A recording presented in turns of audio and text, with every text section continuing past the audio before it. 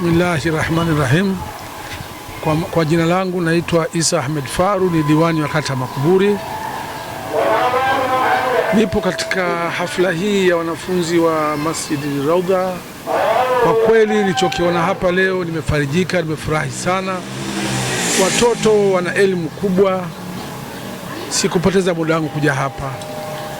Na katika chuo hiki kuna matatizo kadhaa nimeelezwa.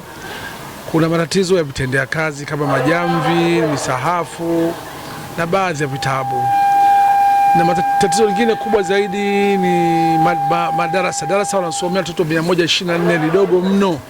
Haikidhi kabisa, watoto wanabanana, wanashindwa kupata elimu vizuri. Kwa kweli katika masuala ya vitendea kazi nimeahidi nitawaletea mikeka ya kutosha kwa watu wote hayo na misahafu.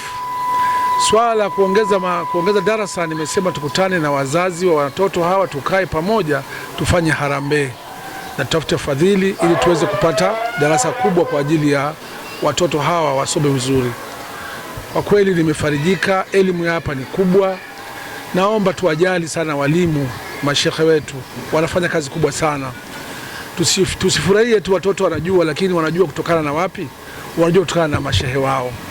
Kwa hiyo tuwajali hao mashehe. Pengine kuzungumzia wazazi na walezi kuwapeleka watoto madrasa ili kupata elimu ya Mwenyezi Mungu na Mtume sallallahu alaihi wasallam. Hili unazungumzia mshikaji? Kwa kweli hilo ni jambo jema, kwa sababu ukijua Qur'ani kuhifadhi, utajua na kuhifadhi masomo ya dunia, kwa sababu kichwa kitakuwa kinafanya kazi. Kwa hiyo kupeleka watoto wakapata elimu ya madrasa ni muhimu sana, ni nzuri sana. Na pengine ukiwa mshikaji, nadhani ni pengine sijajua ni mara ya kwanza au mara ya pili kuendeleza. Nataka kufahamu sasa, kwa zile shule ambazo zinaonekana sana kwa Kiislamu mpaka jioni wanashindwa kwenda madrasa, hili mheshimiwa unaweza kutatua vipi? Kwa sababu ndo kwanza nimeingia kwenye nafasi hii kwa mara ya kwanza, nitaliangalia hilo, kuangalia kupanga muda kati ya shule ya Kizungu na shule ya Qur'ani. Naam, kumalizia utoto tunakuja kwa Waislamu wote kwa jumla, kuhakikisha swala zima la amani, lakini pia kuwapeleka kabisa kwa kuendelea kusoma ili kuweza kujua kwamba hiki ni sahihi na sio sahihi.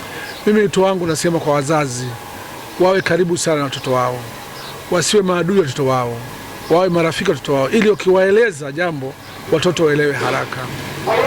Na wakiwapeleka chuo wakapata maadili, hawatakuwa wepesi wa kuvunja amani. Watu wanavunja amani kwa sababu misingi walitoka chini huku ni mibaya. Wazazi wamewaacha watoto kama kuku wa kienyeji, kwamba asubuhi wafunguliwe watoke, jioni warudi, bila kukaa nao na kuwapa maadili na kumjua Mwenyezi Mungu.